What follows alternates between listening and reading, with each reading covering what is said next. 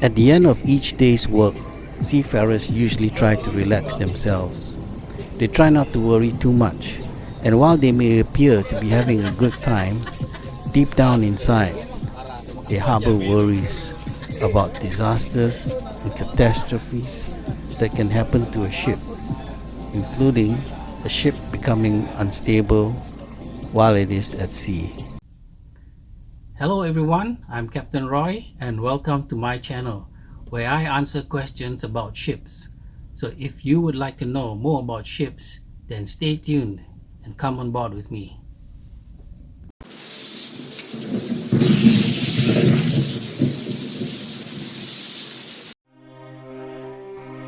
Unfortunately, ships becoming unstable does happen, but in many cases, it can be prevented. A ship losing its stability can cause pollution to the environment and loss of lives. So how does a ship become unstable? To understand this, we must first know what does it mean when we say that the ship is stable or that the ship has positive stability. But to understand this, we must understand the dynamics of the forces that are at play when the ship is lying afloat.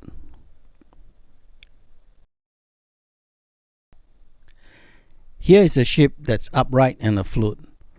G is the center of gravity of the ship, which is a force that acts vertically downwards. And B is the underwater center of buoyancy, which is a force that acts vertically upwards. Here the two forces act directly opposite to each other, and the ship stays upright. But now let's see what happens when the ship is heeled over by an external force. When heeled over by an external force, B, the center of buoyancy, moves out to the deeper side. And as can be seen, a rotational force has been created, which will cause the ship to go back to the upright position.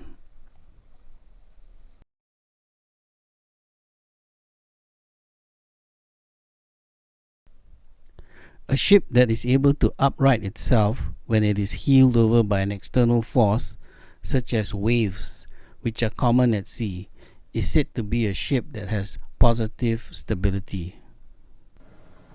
So let's see, how does a ship officer determine and manipulate the stability on his ship? This is a diagram that demonstrates what is called the moment of statical stability. W is the weight of the ship that acts vertically downwards through G, the center of gravity of the ship, and B is the force of buoyancy that acts vertically upwards. These two forces that are equally opposite to each other produce a moment to either upright or to capsize a ship, in this case to upright the ship. This moment is referred to as the moment of statical stability. When the line of force B is produced upwards, it will cut the center line of the ship at a point called M, the metacenter. A perpendicular line is drawn from G and it cuts the line of buoyancy at a point called Z. GZ is then referred to as the righting lever, and its value is calculated by W times GZ.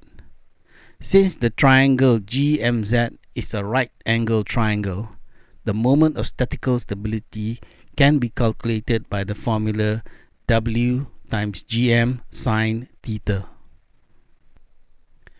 As such, it can be seen that a big GM translates into more stability and a small GM into less.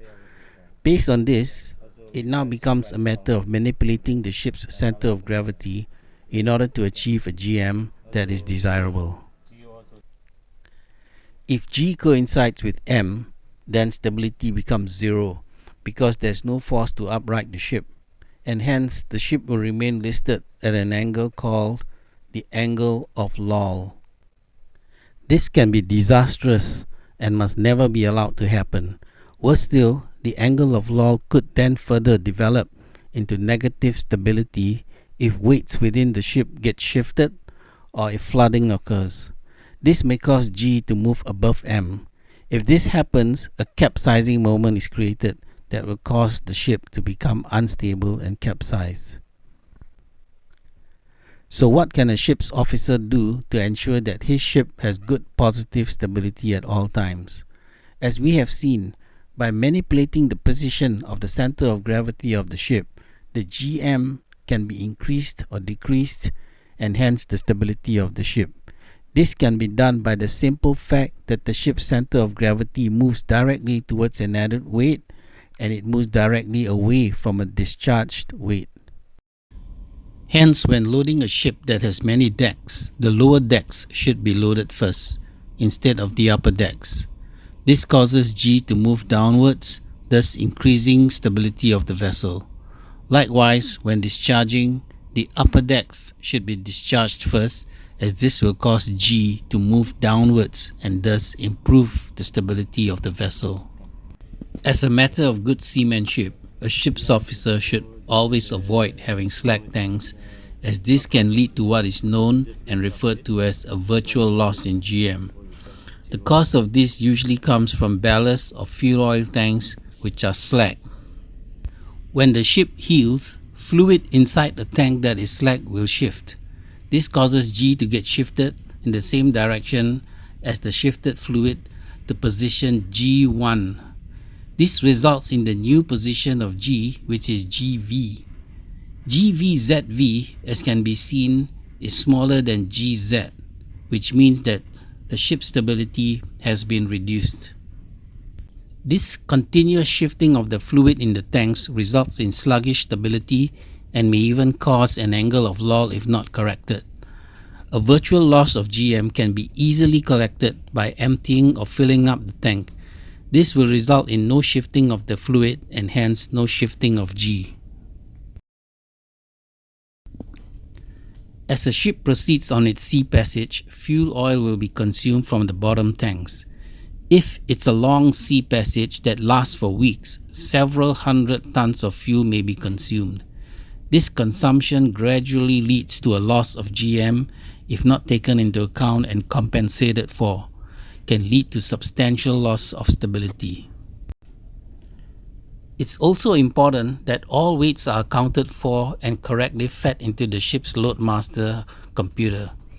Visual checks of the draft should be made to confirm weights loaded or discharged matches the calculated results. The ship's stability booklet should always be referenced for guidance, especially if the officer is new on board and is not familiar with the vessel. These are some of the simple practices that a ship's officer can use to ensure good positive stability on board his ship. Well, we've come to the end of the video. Thank you very much for watching, and I do hope to see you on the next one.